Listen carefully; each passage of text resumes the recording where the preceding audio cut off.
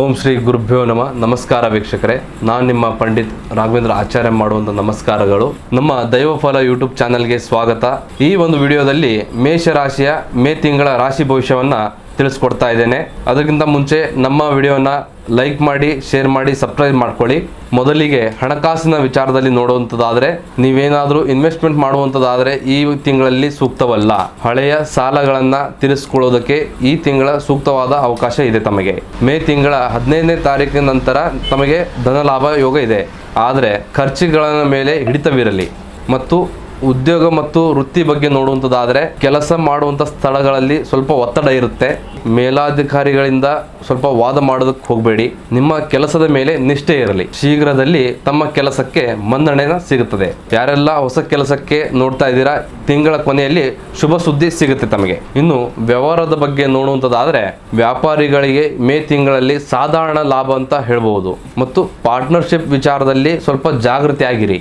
ನೀವು ಮಾಡತಕ್ಕಂಥ ಹೊಸ ಹೊಸ ಪ್ಲಾನ್ಗಳನ್ನು, ಬಿಸ್ನೆಸ್ಗಳನ್ನು ಮಾಡುವಂಥ ವಿಚಾರದಲ್ಲಿ ದೊಡ್ಡವರ ಸಹಾಯವನ್ನು ಪಡ್ಕೊಳ್ಳಿ. ವಿದೇಶಿ ವ್ಯವಹಾರದಲ್ಲಿ ಯಾರೆಲ್ಲ ಬಿಸ್ನೆಸ್ಗಳನ್ನು ಮಾಡ್ತಾ ಇದ್ದೀರಾ ಅವರಿಗೆ ವಿಶೇಷವಾದಂಥ ಲಾಭಯೋಗ ಇದೆ. ಇನ್ನು ಪ್ರೀತಿ, ಕುಟುಂಬ ವಿಚಾರದಲ್ಲಿ ನೋಡುವಂಥದ್ದಾದರೆ, ನೀವು ಸಾಕಷ್ಟು ಸಂಗಾತಿಯೊಂದಿಗೆ ಸಮಯವನ್ನು ಕಳೆಯಿರಿ. ಅವರ ಭಾವನೆಗಳನ್ನು ಅರ್ಥ ಮಾಡ್ಕೊಳ್ಳಿ. ಇನ್ನು ಕುಟುಂಬದಲ್ಲಿ ಸಣ್ಣ ಪುಟ್ಟ ವಿಚಾರದಲ್ಲಿ ಭಿನ್ನಾಭಿಪ್ರಾಯ ಅಂತಕ್ಕಂಥದ್ದು ಬರುತ್ತೆ. ಮನೆಯಲ್ಲಿ ಹಿರಿಯರ ಆರೋಗ್ಯದ ಬಗ್ಗೆ ಸ್ವಲ್ಪ ಕಾಳಜಿ ವಹಿಸಿ. ಯಾರೆಲ್ಲ ಮದುವೆ ಆಗಿಲ್ಲ ಅವರಿಗೆ ಈ ತಿಂಗಳ ಕೊನೆಯಲ್ಲಿ ಶುಭ ಸುದ್ದಿ ಅಂತಕ್ಕಂಥದ್ದು ಸಿಗುತ್ತೆ. ಆರೋಗ್ಯ ವಿಚಾರದಲ್ಲಿ ನೋಡುವಂಥದ್ದಾದರೆ, ಆರೋಗ್ಯ ವಿಚಾರದಲ್ಲಿ ನಿರ್ಲಕ್ಷ್ಯ ಬೇಡ. ಕಣ್ಣಿನ ತೊಂದರೆ ಕಾಣಿಸಿಕೊಳ್ಳಬಹುದು.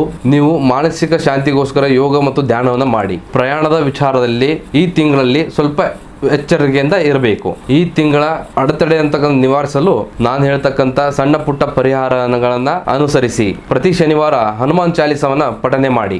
ಸುಬ್ರಹ್ಮಣ್ಯ ಸ್ವಾಮಿಯ ದರ್ಶನವನ್ನು ಮಾಡಿ ಮತ್ತು ಅಷ್ಟೋತ್ತರ ಪಾರಾಯಣವನ್ನು ಮಾಡಿ. ಬಡವರಿಗೆ ಕೆಂಪು ಬಣ್ಣದ ಧಾನ್ಯವನ್ನ ದಾನವನ್ನ ಮಾಡಿ. ನಿಮ್ಮ ಅದೃಷ್ಟ ಸಂಖ್ಯೆ 9 ಮತ್ತು 1 ಮತ್ತು ಅದೃಷ್ಟ ಬಣ್ಣ ಕೆಂಪು ಮತ್ತು ಕೇಸರಿ. ಒಟ್ಟಾರೆಯಾಗಿ ಮೇ ತಿಂಗಳ ಮೇಷರಾಶಿಯವರಿಗೆ ಹಣಕಾಸು ಚೆನ್ನಾಗಿದ್ರೂ ಕೂಡ ಕುಟುಂಬದಲ್ಲಿ ಆರೋಗ್ಯವಾದ ವಿಚಾರದಲ್ಲಿ ಸ್ವಲ್ಪ ಹೆಚ್ಚು ಗಮನವನ್ನು ಕೊಡಬೇಕಾಗುತ್ತದೆ. ಯಾವಾಗಲೂ ಸಕಾರಾತ್ಮಕವಾಗಿರಿ. ನಿಮ್ದು ಕೂಡ ಮೇಷರಾಶಿ ಆಗಿದ್ದರೆ ಜೈ ಹನುಮಾನ್ ಎಂದು ಕಮೆಂಟ್ ಮಾಡಿ.